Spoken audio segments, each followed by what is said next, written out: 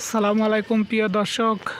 কাতারে বর্তমানে অতিরিক্ত গরম চলতেছে, হাইয়েস্ট 47 ডিগ্রি সেলসিয়াস।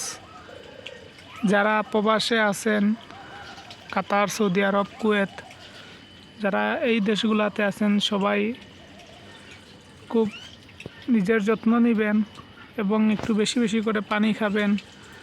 যেহেতু বর্তমানে খুব রোদ চলতেছে, খুব গরম চলতেছে, তো সবাই নিজের খেয়াল রাখবেন।